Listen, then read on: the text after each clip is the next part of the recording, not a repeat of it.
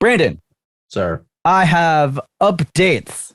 Updates. We have breaking news. Breaking every hour, just like the wind. Jamie Noguchi with breaking news. Breaking news, everybody. Jamie Noguchi, what is your breaking news? I have finished my repaint. Oh, that's good looking. Finished the repaint. If you look closely, it's not great, but no one's going to be looking closely. I know that we don't do edits anymore, but I would like the members of the jury to please strike the previous comments of one Mr. Noguchi, as he has now invoked his Fifth Amendment right. Well, it's so there's like to get this fade the right way, I had to sand it a little bit. And so it's sanded through to the base coat. So there's like little flecks of white, which is kind of cool. But so this entire guitar, the only thing that's original is the body. Like this is I think it's like a 94 Fender Squier piece of shit body. It looks good. Yeah. Does it sound good? I'm impressed. Okay. All right. So this used to be black, and it had like this weird painting of a face that I did because I was like into putting girls on guitars at some point. Fair enough. And I never liked the sound. It was loaded with EMG solderless pickups. They're like Alcano, whatever. But it didn't have the Strat quack like that. When you plug in a Strat and you play some chunky chords, it didn't make me want to get up and dance. Are we talking about like that Hendrix Voodoo Child kind of thing? The Hendrix, the Vaughn, the Nile Rodgers. Right. The thing that makes you want to put on your red shoes and dance the blues. Right. Okay. All right. Fair enough. It didn't quite have that. So I decided to redo this fucker. I pulled the nut out and I put in a bone nut because somebody, because like, yeah, you just do. Because you do. That's just what you do. Right. No. Jamie Noguchi grabbed that nut and was like, nay, this nut is not right. I'm going to give it a bone nut. I'm going to put the bone in it. And stuffed it in, and obviously way too much bone for that guitar. Like, let's just get that out of the gate right now. So I follow a guitarist on YouTube or whatever. He talks about like tone, and I'm like, it's a fucking nut. Who gives a shit? Okay. And I changed it just because it was like a $7 nut. It was a $7 thing. I'm like, might as fucking well. I'm redoing everything else. Total game changer. It kind of works. Like it resonates a lot more than it used to. And this is a piece of shit body. Like, I have this is the last time I can do this to this body. Like, it's falling apart. Like, the next time I redo a Strat, I'm just gonna get a new. Is it even the original? I should just get a whole fucking new Strat. I should just get a whole. I mean, in all honesty, yes, but also. I like the idea of you hanging on to this thing and eventually it being held together with like duct tape or something like that, where you like crack a piece off and we just drill some holes in it and put like some fucking we put some fucking zip ties in it, like we drift stitch the thing. Yeah. So the other thing, perloid pick guard, because of course it's got to look look shiny when we're doing boat shoes. Speed knobs. Big old speed knobs instead of the little dookie ones. Mm-hmm. So these are clear plastic, nice and big, nice and chunky. The electronics. So I don't know how to solder. Really? I don't really have a space to solder. Like there's no place where I can vent easily. So yeah, I don't want to suck down solder fumes. There's a company that sells a solderless wiring system. It's like Obsidian something. And they sell aftermarket kits for Stratocasters. Now, on a regular Stratocaster, This knob is volume. This knob is tone for the neck pickup, so that guy. And this knob is tone for the middle pickup. And when you get to the neck pickup, you can't change the tone. You either go all in volume or off volume. Oh, okay. Which doesn't make a whole lot of sense. Right. You would, because like the neck pickup is really loud and abrasive, and you kind of want to tame those frequencies. Right. So on off is not ideal. On and off is not ideal. So the way this Obsidian system works is this middle knob is now the master tone. So this controls all of the pickups. Okay. And this becomes a blend knob, and it blends in this guy. Oh. So I can be on the neck, and I can put in some of this guy here. Or I can be in the middle position with these two on, and then I can put this guy, blend that in there. So all three. Or I can be on this guy and have a little bit of this guy. So more sex, more options. More options. Yeah, hit her from down low. Yeah. Now, the final mod on this Frankencaster, PRS. Paul Reed Smith Guitars Incorporated. PRS. They make pedals now, Jamie. I don't know if you saw the advertisement. I did see the advertisement, and I did spend way too much time looking at those pedals. I'm convinced, by the way, PRS started showing up in my Instagram ads, and I blame you. I blame myself. They sell bridges, Brandon. Ooh. They sell their bridges. Now they have the core model bridge or the SE bridge. I bought the SE bridge because the SE bridge is half price. Okay. And it works. Like it works. I've had to change this bridge. This is the third bridge that this guitar has had, because the original Squire bridge, if you looked at the tremolo, out of tune. Yeah.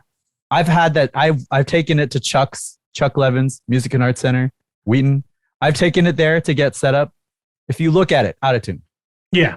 Put in a new bridge. Looked at it, out of tune.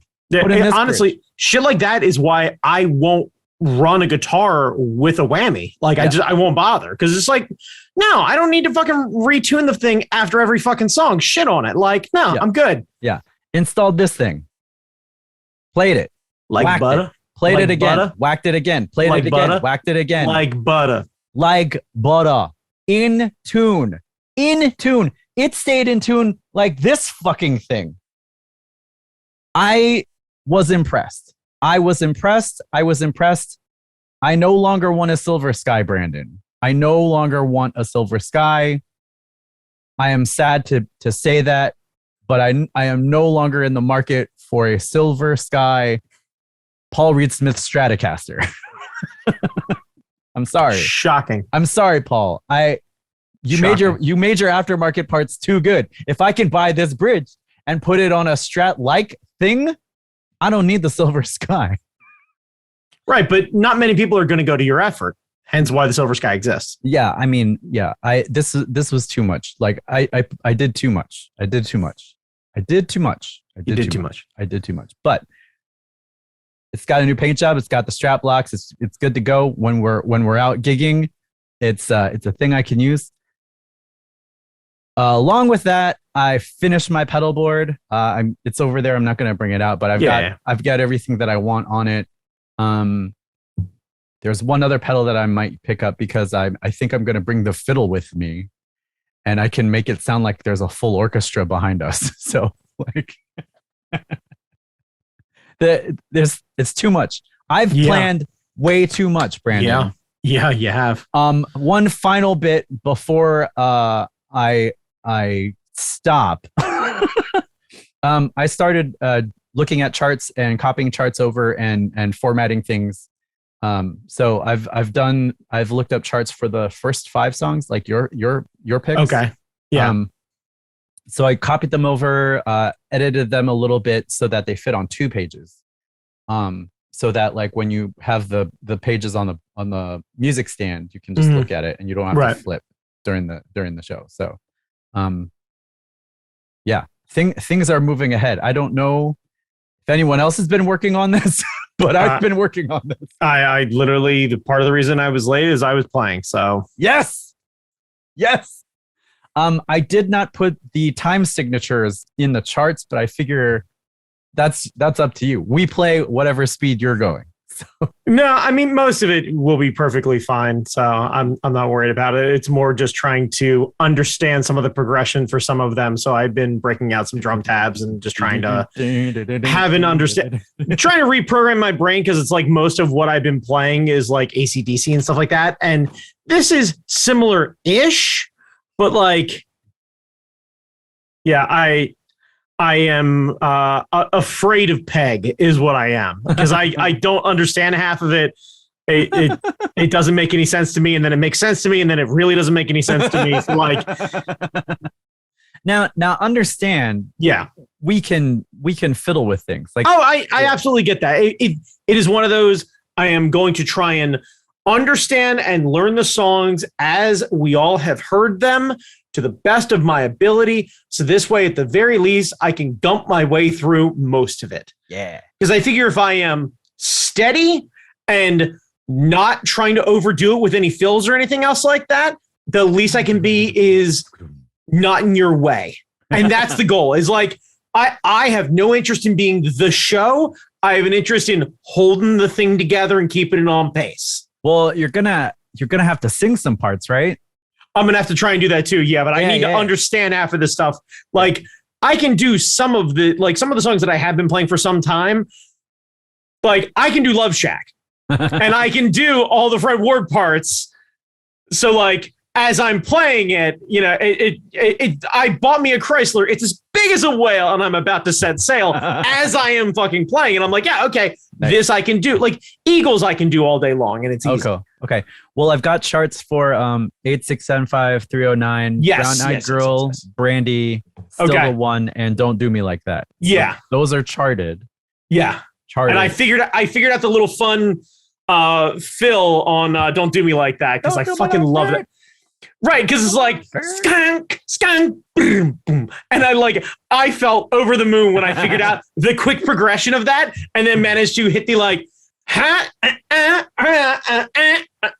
I was like, oh shit, okay, this is actually doable. Like, it went from not doable to very doable. Yeah. So I figure I'm gonna try and, the idea is once a day I'm going to try and listen to at least most of that playlist, so those songs become ingrained in my head. Okay. And then I start picking out the drum pieces more easily, because I'm so tuned into the vocals that like I have to reprogram how I listen to them. So I almost have to listen to them so many times that it's like, yep, okay, cool. Like, we do need to get the other 5 from the other member.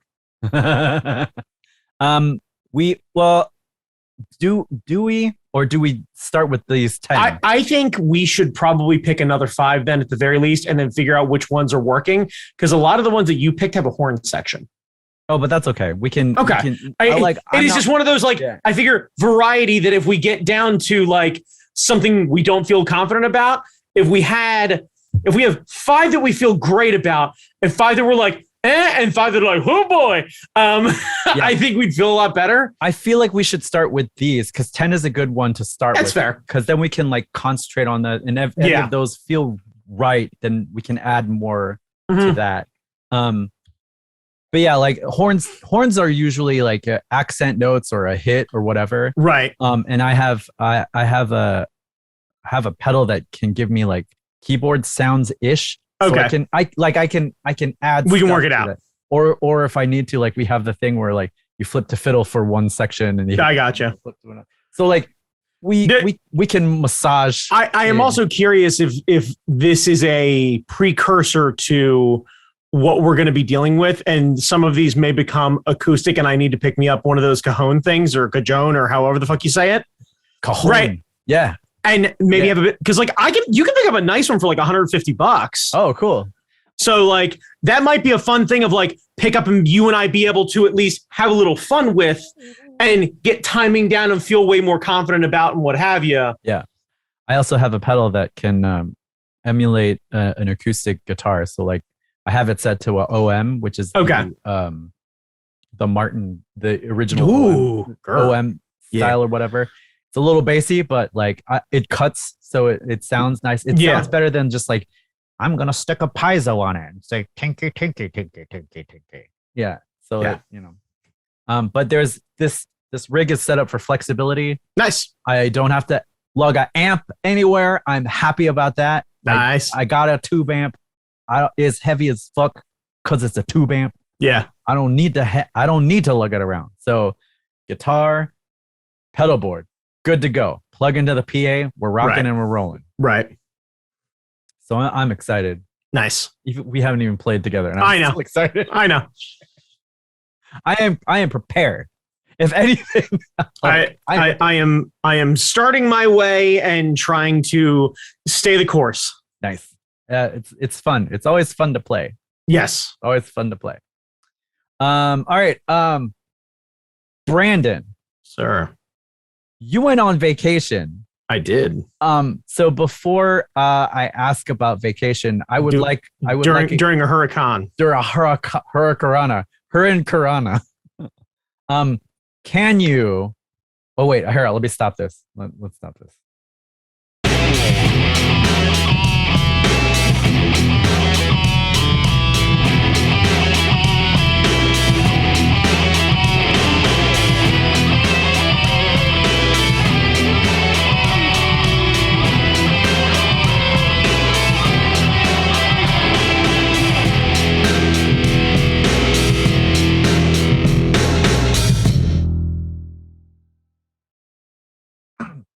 And let's restart. Brandon, if you could. Hang on a second. Does that mean that the intro is now done and now we're getting into the intro for the intro for the intro? Yeah. Okay. Yeah. I would like your best DJ voice, your best radio DJ voice to introduce the podcast. 107.9 The Edge. Chase them all the way to the end like you're an Irish farmer and getting them to push back for funsies. This is the Honorable Brandon Chalmers with you, coming in live, coming at you for a 40-minute rock block. I got with me the Shredmaster himself, the Sunday Fun Day, the main man, the myth, the legend, Time Magazine's often imitated, never duplicated, my absolute good time boy, Jamie Angry Zen Master Noguchi, and we are, I can't even find my horn. I thought I had a horn. It turns out I don't. Honk, honk. It's the Morning Zoo, better known as the fucking Do-It-Cast. Part of the Hard Knock Media Podcasting Network, just one of the many, and I do mean many, great TV shows. Now, we don't even film TV, we film for YouTube, but we are filming live and in studio as part of the fucking Do-It-Cast, as part of the Hard Knock Media Podcasting Network. Whoo, boy, 20 minutes after the top of the hour, 40 minutes the next hour.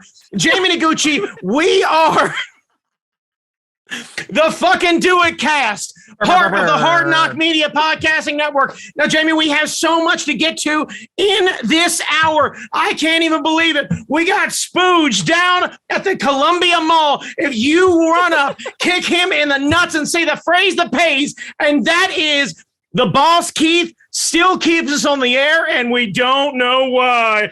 And we will hit you up with a fucking Do-It-Cast bumper sticker and slap you in the fucking forehead, because that's what we do here at the fucking Do-It-Cast. Woo, boy. All right, Jamie Noguchi. Here we go. 25 minutes after the hour, 35 minutes to the top of the hour. Keeping it together and keeping it rolling. Now, Jamie Noguchi, we are talking about rock blocks. We are talking about 8675309, which also happens to be the number to the studio. Good luck finding the area code. Dial them all. And you will absolutely hit up this phone. I'm going to answer, and I'm going to give you the last 4 digits of my social security number. You can open a credit line if you can find me.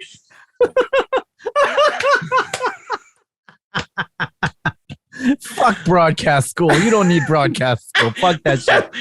Fuck that shit. Fuck that shit in the face. That was brilliant. It was scatological and kind of lost, but I feel like I've got it in desire at the very least, which is the thing you can't teach.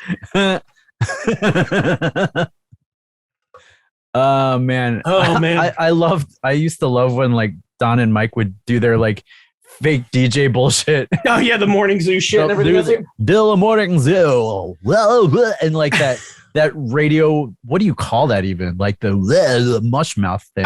That's the shock. Oh, you talking about the Wolfman sort of shit, like way back in the day? Yeah, well, yeah, like when they would like Joan on other DJs doing their DJ stuff. Right, because it would be like they'd fuck with Imus, but Imus was too slow. Yeah. Mike had a decent Howard Stern, but Stern's his own thing. Wolfman was a whole thing. We'd be like, all right, it's time to get some crazy tunes going on. That's right, baby. Yeah, baby. Coming up with you, we got the Trash Man, and everybody has heard about the word.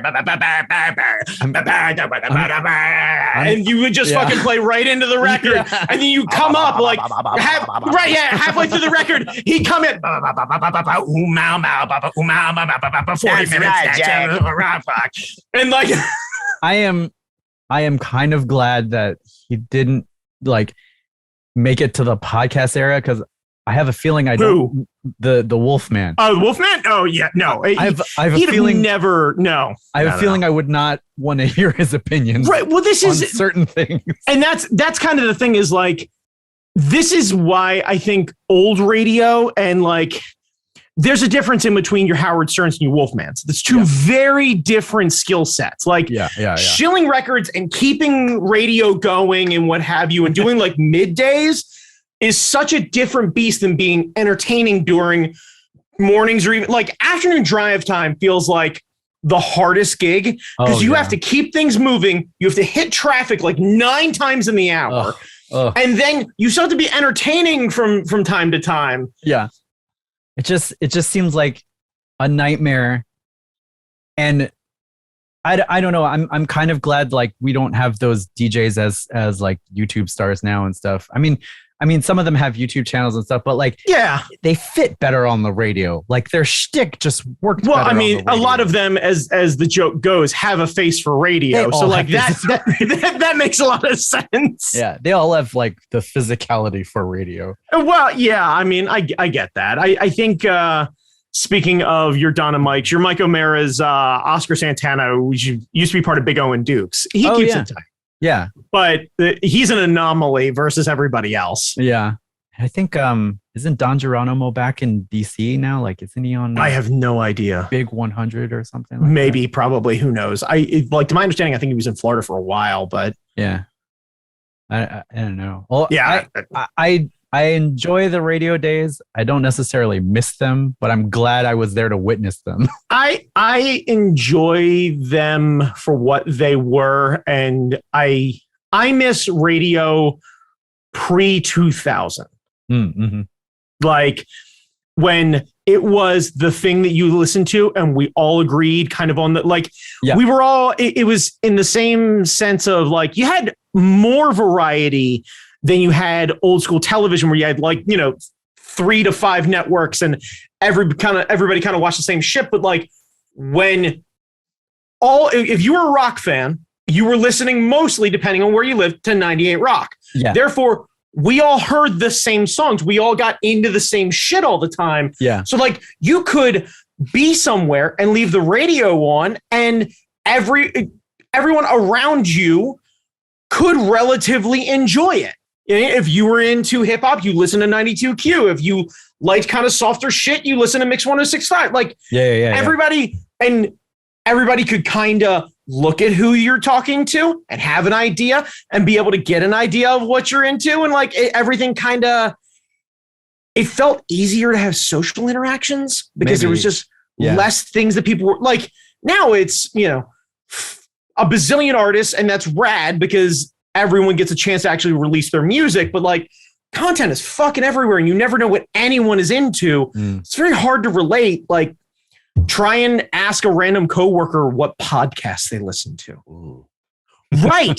Because that is a catch-22 of nightmares. Yes. Because you might find some common ground, but that might even be worse because if you find common ground, then the follow-up is, all of the other shit that they're into, that they're going to push you to listen to, and then they're going to follow up to make sure you heard the latest episode. No.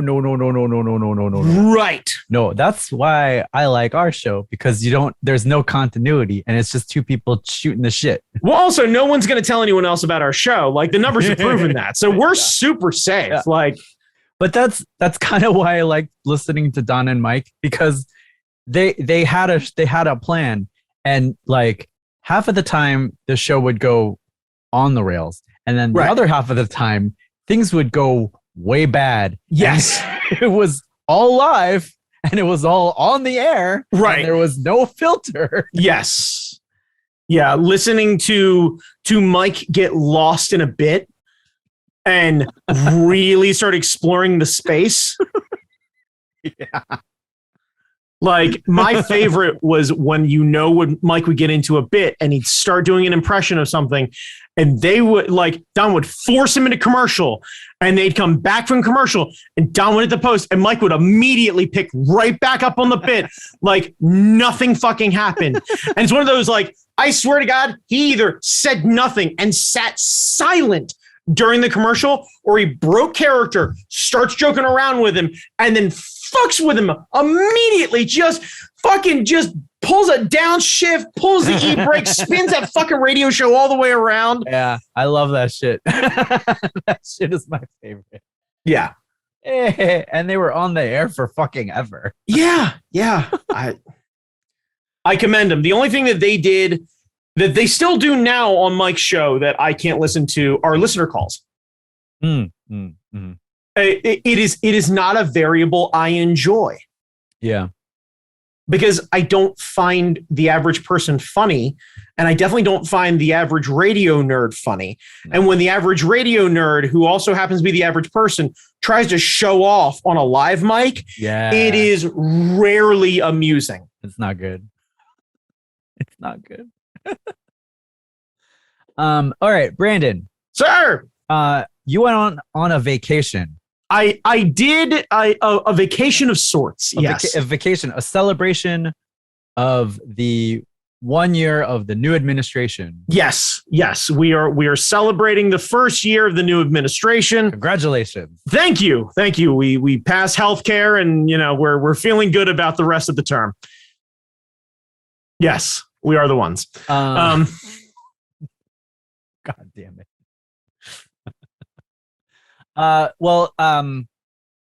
If you're listening to this in the future, or if you're listening to this on another coast, the East Coast, specifically Florida and parts south, are experiencing a massive tropical storm, hurricane, act of God, just water fucking over everything. Yeah. And anytime a big weather thing hits down south, it affects us out north. Not as bad, but rarely as bad. And it struck, I believe, Western Florida, and absolutely tore through. And to my understanding, it hit as a category 4. Ooh. And then turned into a tropical storm that went back out of the ocean, gained steam, and then came back in again. Yeah. And then worked its way up through the Carolinas, up through Virginia. And where I was staying was Ocean City, Maryland. OC. So think of farthest southern tip of Maryland, essentially Virginia coast, is what we're talking about. Is that near the PRS factory? Yes. You could have gone on the. Yeah, we actually would have passed by the PRS factory, because I believe PRS is in Salisbury, if I'm not mistaken. The Salisbury. I don't know if they do tours. They probably do. I want to go on a tour. We should make that a birthday thing for you. We should find out if PRS does his factory tour, and we just take you down there and just let you fucking do the tour. Like, I'll drive you down there. And make sure I have no access to any money, because I say I don't want a Silver Sky, and then I'll see one. Right. Right. And this will be the fun part, is we will figure out a way to crowdfund and get Jamie Noguchi a toy. It'll be a whole fucking trip. But yes, so tell me what's going on. I don't know what a vacation is like, so I want to hear about this. I mean, in most cases, I don't either. So So I think I should try and explain this in a way for anyone who has not been to Ocean City and also for anyone who has been to Ocean City. So for those of you who are not Maryland natives or the surrounding states, Ocean City, Maryland is a regular driving destination style vacation for most Marylanders. I would say if you took 10 Marylanders, 9 of them have probably been quote unquote Danny Ocean. Danny Ocean. Right. It's a 2.5, 3 hour drive, depending on where you're from. It can be up to 4 if you're in like Western Maryland or whatever it is. But it is super reasonable. The idea is it's half a tank of gas and you're there. So the wife and I packed up the car. We planned this vacation around our anniversary. We're trying to figure out where to go. She had been fucking jet setting all over the place. She'd been out to Washington State earlier in the year. Like 2 weeks beforehand, she was in California for a week. Yo. So, right. But also that means she's blown thousands in airfare. Ooh. And travel accommodations and everything else like that. Also, that means that most of the summer she's been jet setting around and we're now getting into fall and your boy hasn't been anywhere.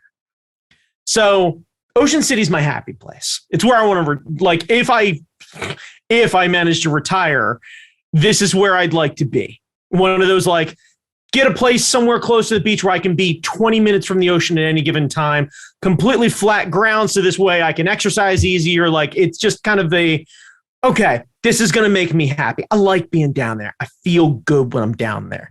Like, ocean air just fucking makes me feel good. So we decided to stay. Now, the whole of Ocean City is only 5 miles. Yep. So it is deceptively crowded in this strip. And essentially there's one major road that kind of travels up and down through Ocean City that will then move into Delaware. And it's a pretty easy fucking scoot up and down the whole place, right? Normally, the wife and I would stay around 80th Street. So this would be more family related. So the way Ocean City is kind of broken down is the closer to the end of it, First Street and the inlet and what have you, is more of a teenagers, people in their early 20s, power drinkers, college students, what have you. There tend to be a lot more older traditional housing down there that have been broken up into hotel suites or small apartments or what have you that get rented out. And then the further up through Ocean City you get, the more chain hotels. Sophistication. Yeah, well, I mean, there's that, but like there's also, you get up in like 30th Street or something like that. There's still old style motels from like the 50s that you walk out the front door of your hotel and you are out into like a courtyard and the place is called the Thunderbird. Like there are some very traditional style places. Like it's a weird mix of old school seaside town and newfangled high quality blah, blah, blah that is like trying to overcharge you. You can be an idiot and spend the same amount on a trip into Ocean City as you would on a 4-day jaunt to Jamaica. Oof. Right. So, wow. Right. So normally the wife and I would stay up around 80th Street. We would be in more of the family area, what have you. We decide that we'd like to switch it up and we're going to try and be on the boardwalk. Now, the boardwalk that is there, if anyone has been to the Atlantic City boardwalk, this is noticeably larger. It covers, I believe, 30 streets. I think it's 26 streets of boards and 4 streets of concrete, along with the inlet and then a actual like carnival style thing with rides and Ferris wheels and all sorts of stuff like that and carnival games and yada, yada, yada. Yeah. So we decide that we want to be in a place where we can park the car. We could take a Lyft anywhere in the city if we wanted to go out to a nicer restaurant further up Ocean City, but we wanted to be able to basically park the car and get out and walk everywhere and be able to just kind of enjoy the sun and the breeze and what have you and yada, yada, yada. So we rent a place. We managed to find the Howard Johnsons. The Hojos. We stayed at a fucking Hojo's, which to their credit, 1, very nice hotel. 2, still had all of the old branding stuff up there on the wall, which is rad to see because like it's an old school, like it's an American fucking staple. It's a Hojo's. Hojo. Right. So we stayed at the Hojo's, which is right at 11th Street. They have their own 4-tier covered parking garage. So parking, not an issue whatsoever, which is I genuinely appreciate.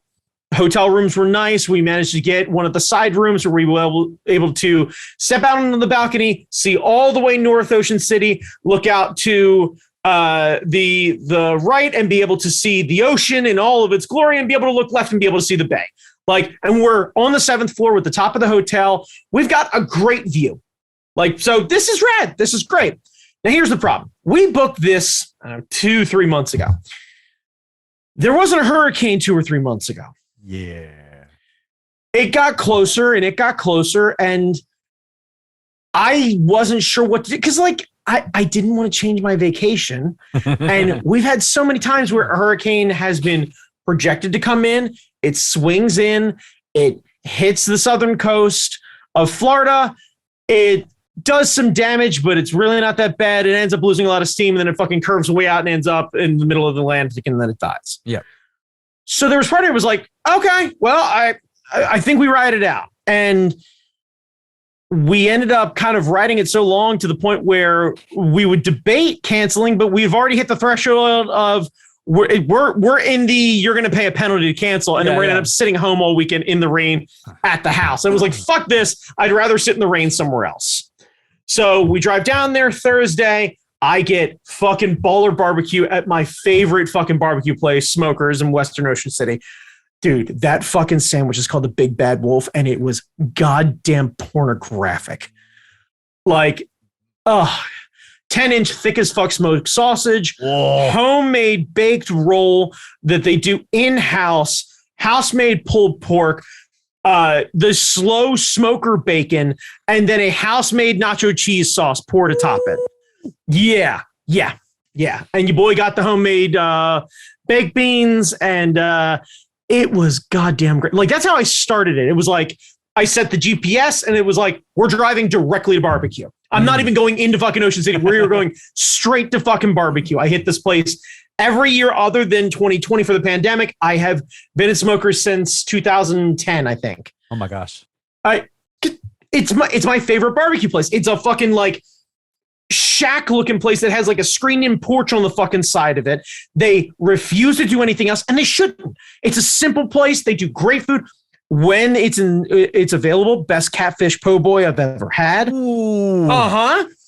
And I fucking love this place. And if you're clever about it, you can stay in Ocean City, drive out of Ocean City, hit Smokers, and drive straight down the same road that Smokers is at to Assateague Island and visit the National Seashore and still end up riding through there, seeing a bunch of ponies on the way in, drag your shit onto the beach, and hunker down in one of the most beautiful, unmolested beaches anywhere around. That's the place that has the wild ponies, right? Right. These are the wild ponies, wild foxes. There's wildlife fucking everywhere.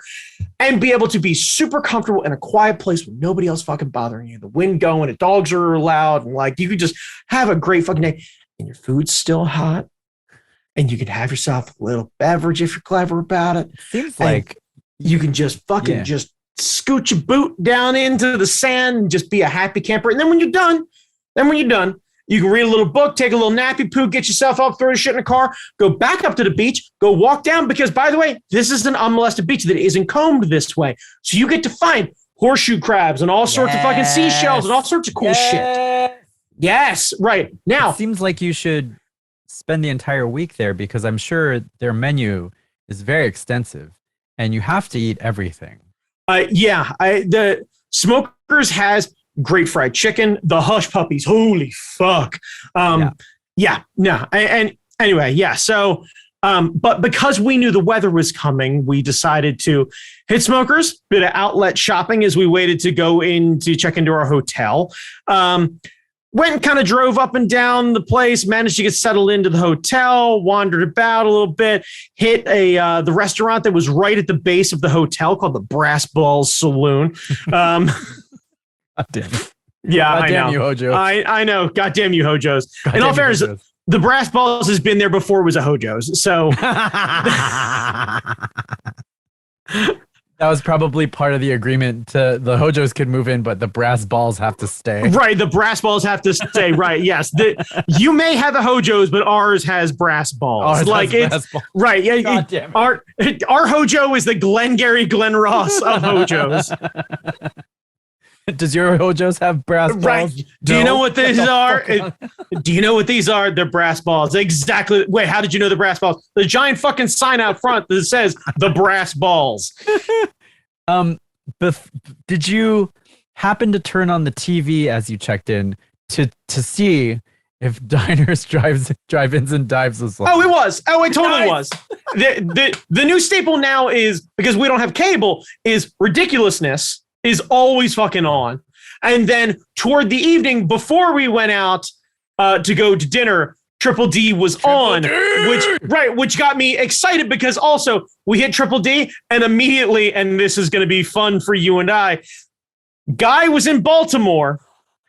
Hang on, this is where you're going to get annoyed. And Guy went to fucking Alewife. Do you remember Alewife? No. Remember the place that Michael Bracco drug us to after, I think it was Otakon or Baltimore Comic Con or something like that, with Joe Dunn and Irv and everything else like that, that had like 400 fucking beers and super bougie food that you didn't understand why the fuck we were there, because the food wasn't all that good and it was real dark. Yeah. Turns out Guy fucking loves that place. Right? Guy, Paper Moon is there, Guy.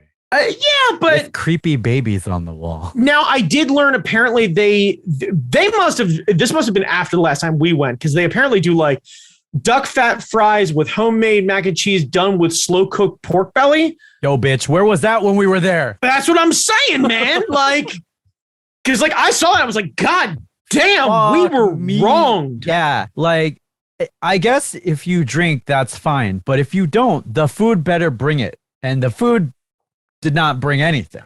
It brought disappointment and sadness. This was also filmed during the day, so you could see everything that was going on. Either that or they just turned the lights on for a fucking change. Yeah, I just... Yeah. Anyway, so yes, I did hit the Triple D.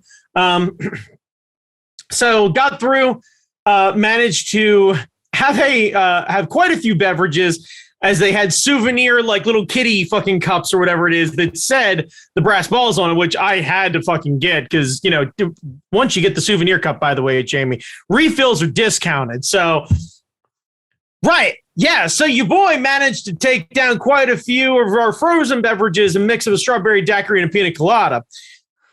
And getting caught in the rain. Yes. Yes. To which, by the way, I must have been like, I don't know, 2 or 3 of those in. By the way, I pre-game dinner too, because like, fuck it, I'm not driving anywhere, so what do I care? Yeah. You gotta start with a nice base. Right. Yeah. Right. A handful of beef jerky, and you gotta stack it. You gotta do it right. Right. Yeah. Like 3 beers, a bourbon, and a handful of jerky. Like yeah, I'm pre-gaming like Archer does. Like it's. So I managed to find some fucking kindred spirit as we're sitting there at the table waiting for the food to come, as this dude who kind of looked a little bit like me, but had a much wider beard and like backwards hat and like, you know, sweatshirt. They're sitting outside. They're in the family, and like dude kind of walks by and like he kind of like half glances at me, and I was like, solid beard. And he looks at me and was like, thanks. And then like zero played it and like just kind of acknowledged in a moment of kindness, but like kind of went by. And I don't know what prompted it. I think like we just happened to look at each other and happened to match eyes, and I didn't want to be a fucking dickhead. So I was like, nah, compliment the guy. We both got the solid beard game going. We can work with this. This is fine. Yeah. Dude like comes up and I see my wife suddenly like wide-eyed because this dude encroaches my space hard. Like, and he walks up and he like puts his hand on my shoulder, and I turn back. I was like, hey man. And he's like, hey, thank you. And I was like, yeah. He's like, I really appreciate that. He's like, my wife's been giving me a hard time, but like this is I really like it. He's like, and I like the high and tight thing. And then he takes the hat off and he's like kind of got it half grown. He's like, I've been thinking about doing it. She keeps giving me a hard time. I was like, nah, man, fuck that. You know, it's like we have this weird bonding moment. And he probably was like, thanks. And then he was processing it. Right. He was processing like a little bit of kindness. No, he went to go take a piss. Yeah. Right. And like, And then he's trying. All of a sudden, I realize like he's just on his way back from taking a leak, and now he is tableside chit chatting the wife and I up. And he's like, "What are you guys down here for?" And we're like, "Oh, it's a 1-year anniversary." He's like, "Oh my goodness, happy anniversary! That's really great." That's so and then sweet. Immediately realizes now he's taken over the conversation. Pauses a second. He's like, "All right, I'll let you guys get back. Thanks, man. I really appreciate it. Totally turned my night around." Walks away. Right. We get done eating. We're inside. We walk outside. He's sitting there like him, what I assume to be wife, significant other, whoever, and 2 other couples are at a table, like big booth outside. They're having food. He matches my wife's fucking gaze on the way out because she's looking for him to figure out where the fuck he is. Yeah. And he is looking for her. You don't want to know why? So that he can half stand in his chair and wish us happy anniversary again outside, waving his fucking hands in the air like the biggest, kindest fucking teddy bear I've ever met. Right. And it's like, hope you guys have a great weekend. And like, it felt like the fucking narwhal in Elmer's like, bye, buddy. Hope you find your dad. It's like, God damn it. Oh, that's adorable. Dude made my whole fucking weekend. Genuinely, every place we went at, I was kind of half-hearted looking for him because it was like, I told him, I was like, if we happen to find him anywhere, I'm going to get this dude's number. We're going to suddenly be best friends. Like, this is just bound to happen. Yeah. Like, it's kismet. Like, there's nothing I can do about it. Yeah.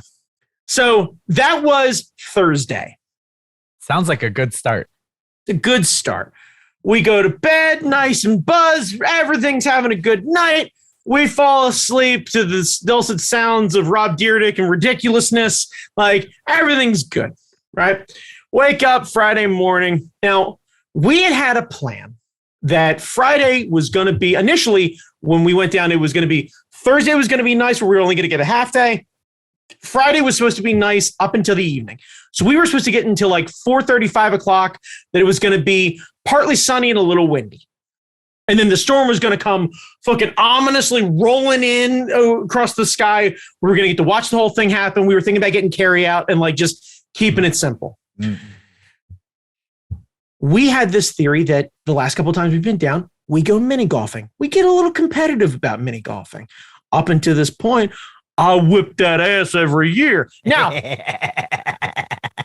I go and I find a mini golf place drunkenly the night before. And I'm like, hey, I don't remember us going to this one. We're going to go to this one. We're going to go to breakfast at our favorite place. We're going to get a nice breakfast on. And then we're going to go drive over there. The place opens at 10. We'll get some early mini golf in. We'll come back to the hotel. We'll get a little maybe nap, poo, wink, get a little change going, go down to the beach, chill out, read a book, what have you. Still haven't finished Saga.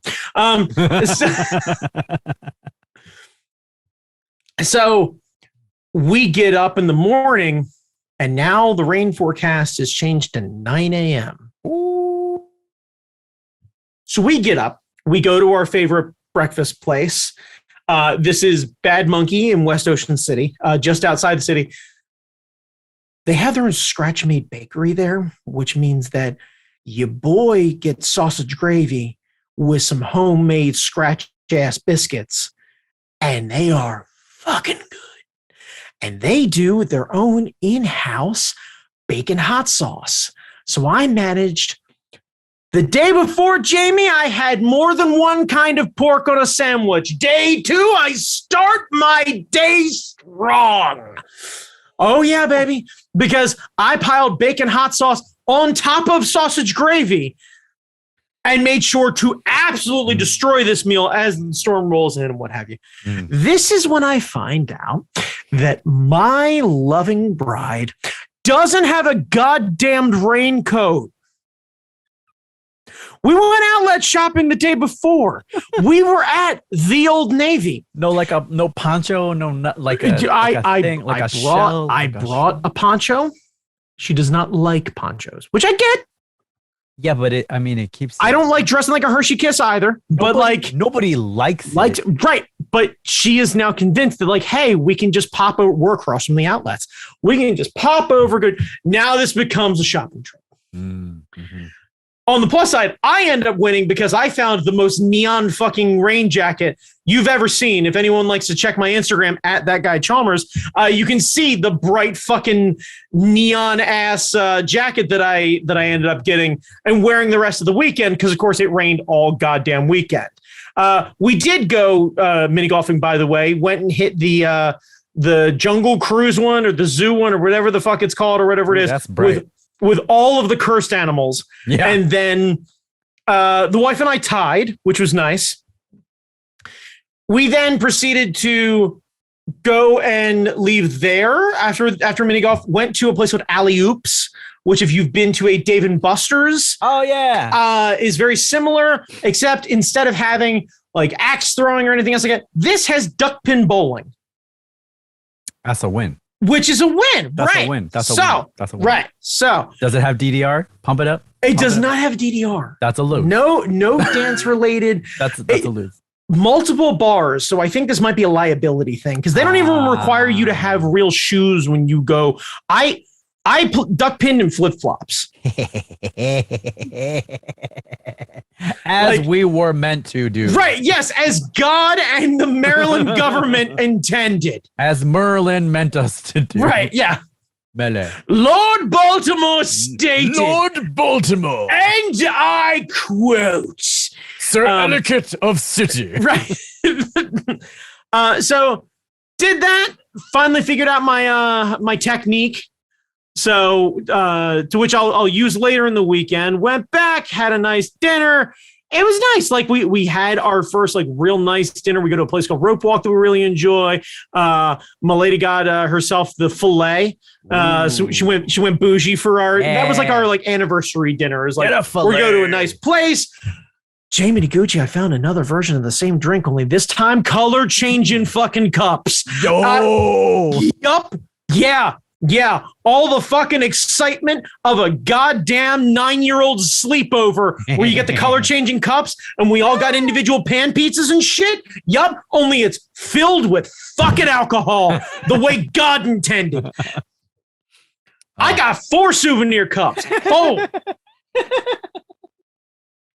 The color changing souvenir cup is a strong win. The part that I love is I start drinking the cup.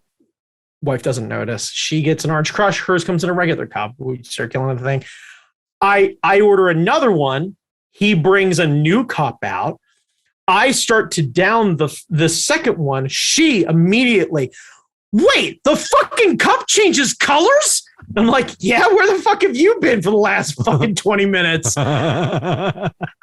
Immediately, she goes to ask for a refill. First thing out of her mouth, wait, I'd like a refill, but can I get it in one of the color changing cups?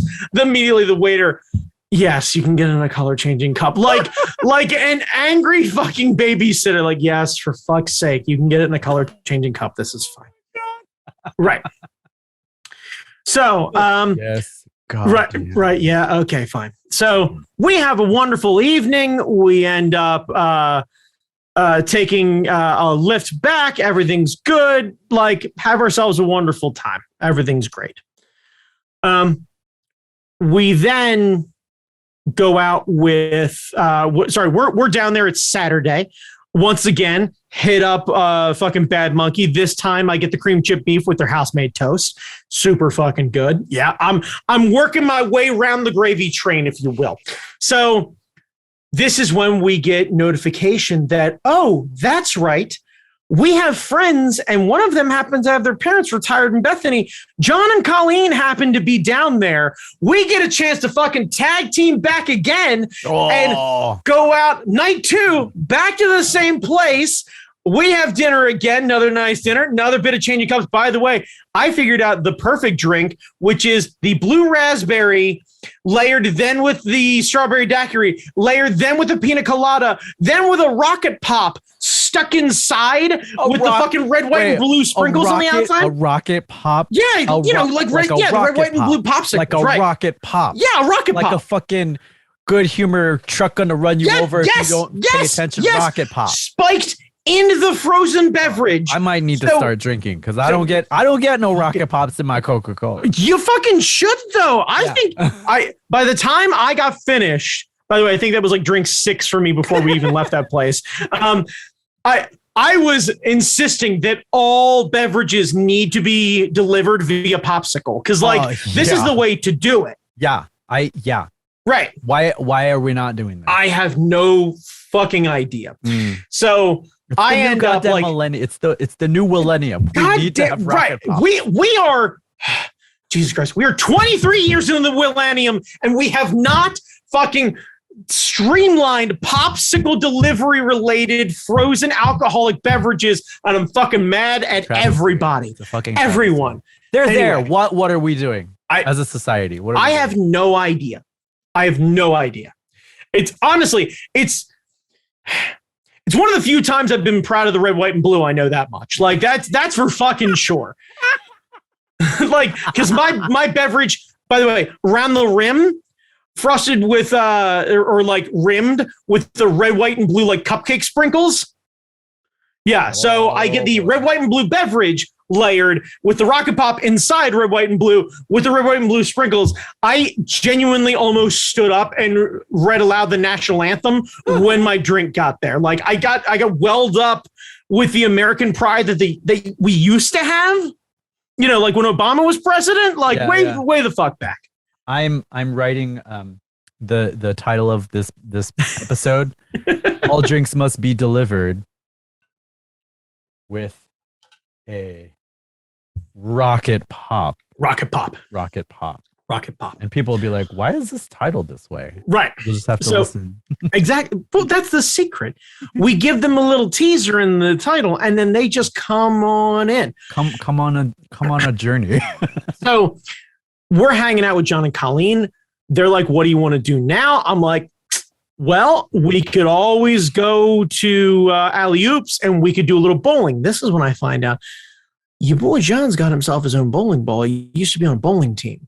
I am not surprised. Same. Yeah. But at the same time, like, I am now convinced that any lead or confidence I may have had bowling is about to go fucking bye-bye. I can see John being like, we're having a nice time and all, but I came to play. Right. And this is the thing is John was the one driving all of us. So also he is not drunk. Like he's been enjoying beverages through the evening. He's spacing himself out. He's behaving responsibly, what have you. Oh, yes.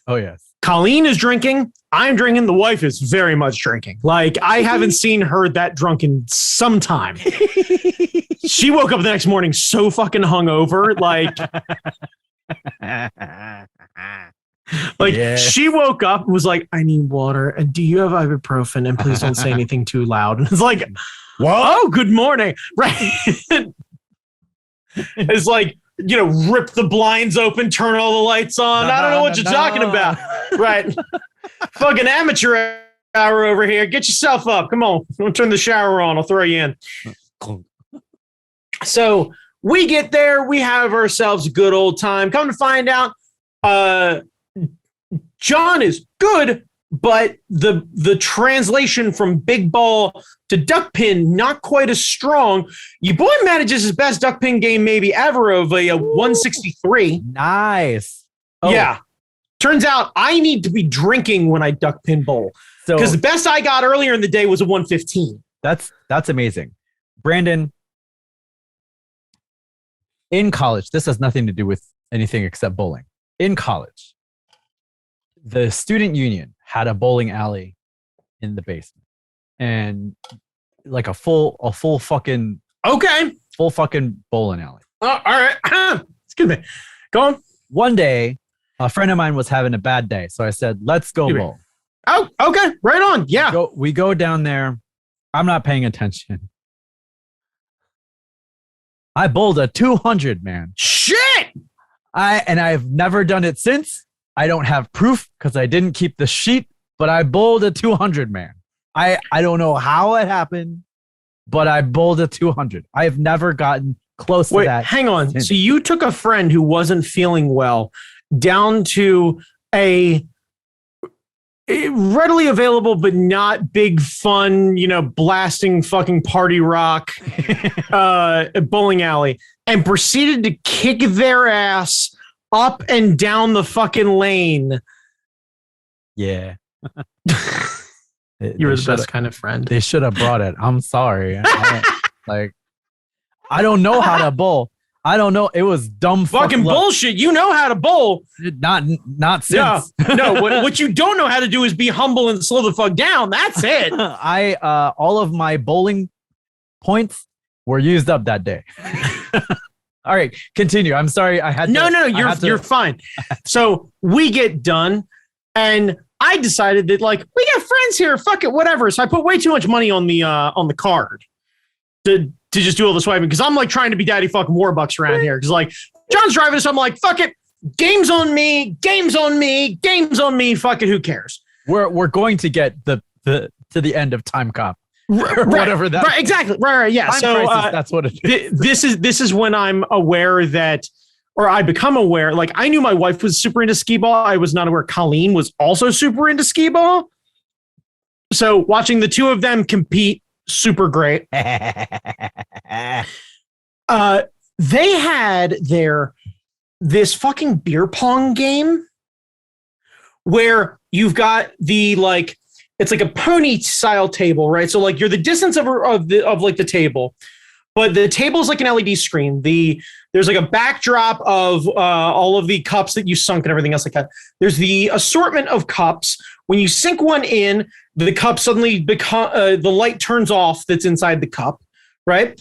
The balls come up when it's your turn. They get blown up by a little jet of air and then sit there. They float, right? And then you get to grab it and you can decide, are you going to just cascade and hit it hard, just full on Kobe, or are you going to fucking bounce off the table and in? Whoa. It keeps track of the scores and starts competing back and forth side to side. It's my favorite fucking game ever. I won it for the house. That's genuinely amazing. It's fucking amazing, right? Oh. My favorite part though is they have cup holders right there so you can drink as you're fucking playing the pong. It's you sink one, fucking drink, bitch, and right, put it back.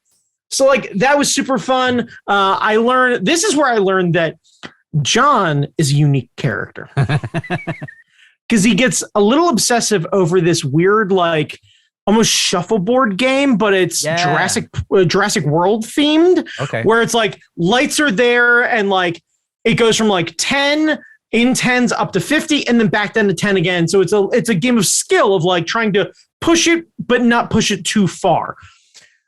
So he kind of looks a little curious. I walk by, I swipe the thing. He smirks. He tries it. He gets 20 points. He gets a little crestfallen, and he kind of looks back. And I immediately, while the girls are still playing fucking skee ball, hit him again. So he ends up playing this 9 times because he just keeps looking back. And I just fucking keep hitting it and going. Right, yeah. That's so good. So we end up what we learn is that John is obsessed with coin pusher games. Ah, the ones where it's got the quarters of the tokens or whatever it is, and you push them. Right. So he starts informing all of us of the skill that goes along with it. So I am again just fucking swiping and just letting him just fucking go just banana pants. Then we start rotating out because Colleen starts chomping at the bit. She's like, I want to try it. And fucking swipe it again, hit it. So we end up getting, what was it, 490 tickets. That's pretty good, man. Yeah, it's not bad. So we get done. We pose for pictures. So we go to the gift shop and everything. We're debating on what to get. We all decide to get matching shot glasses that are on the fucking the party necklaces or whatever it is. And then the remainder in Tootsie Rolls. Yeah, of course. Right, like the good Lord. Oh, I'm sorry, not Tootsie Roll, Pixie Sticks. I forgot. Colleen insisted on Pixie Sticks. Yeah, mainline it. Right, yeah. So we get back to the table and Colleen is divvying up the flavors to decide who's getting what. They all taste the same, Colleen. They all taste the color. They all taste like fucking victory is what they do. Yeah, they all taste the same. So, by the way, drinking the whole time while we're there also, too, because there's bars like fucking akimbo in this place. Yeah. So they drop us off. We have a wonderful evening. They go home. Absolutely adore it seems like every time we're down there, they're down there. And it creates this really amazing, an opportunity to hang out with friends in a different environment. Just home away from home. Right. Yeah. Like it's this like, you're a comfortable friend who I absolutely adore, and I get to enjoy this experience in a completely foreign place. We get to enjoy all of these things together. Isn't this great? It's like, that's the best part about like doing the con circuit was like going to different towns and like fucking around after hours and like just seeing the shit. That was always my favorite part. Agreed. So we get done, we go to bed, we wake up the next morning. I'm perfectly fine. I had way too much to drink, but like I've done this a bit, so like your boy's a little more seasoned.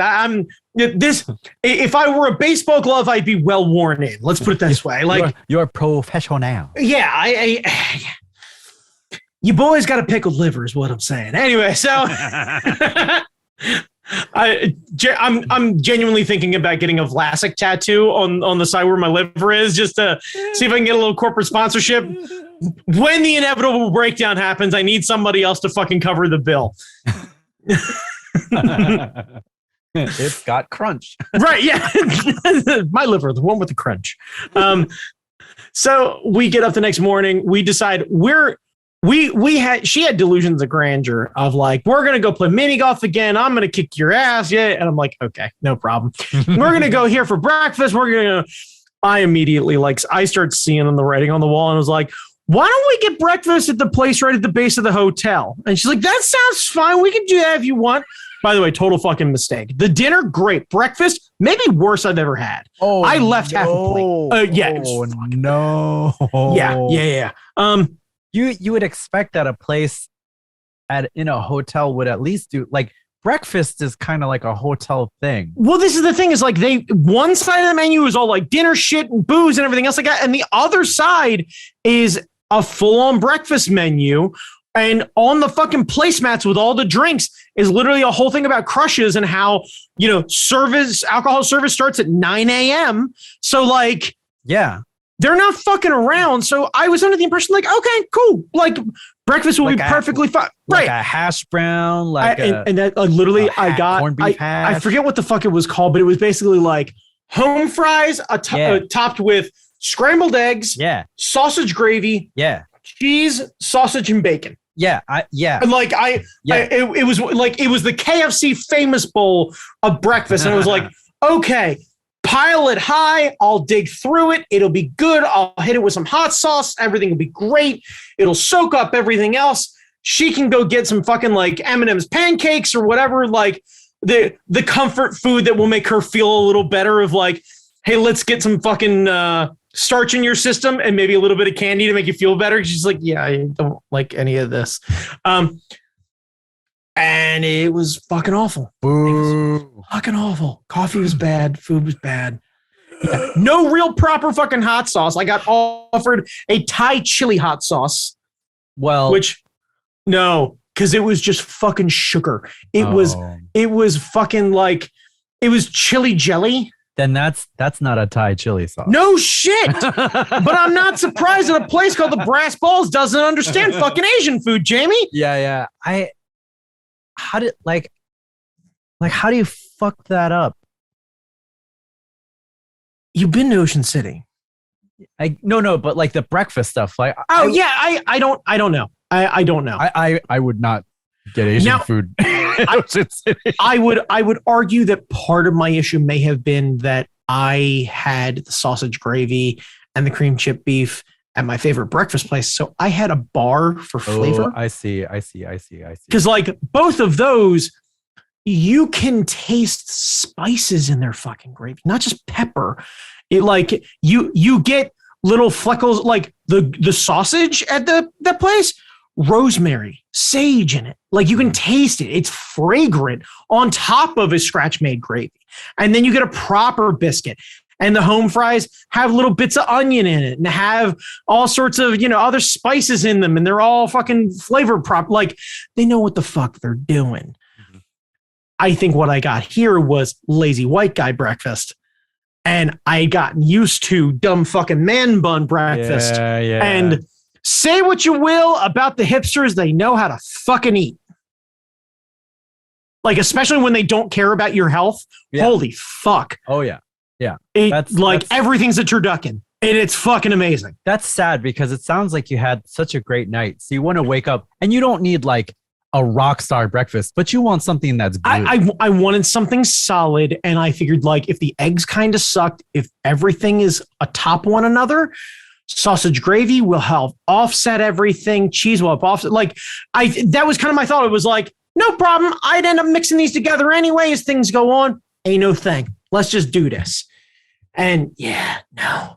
So, so we get done that meal. We decide we're leaving. We go home early. Yeah. Oh, man. So that was the weekend. It was a lot of rain, a ton of fucking wind. Jesus Christ. Oh, yeah. Saturday night, because the hotel room is facing northward. The wind is whipping so hard, it is banging one half of the sliding glass door against the other to where it sounds like fucking Nosferatu is trying to come in. No, it gung, gung, gung. And then long pause. Like as just the wind. Hello. Fucking the surf made it halfway up the beach.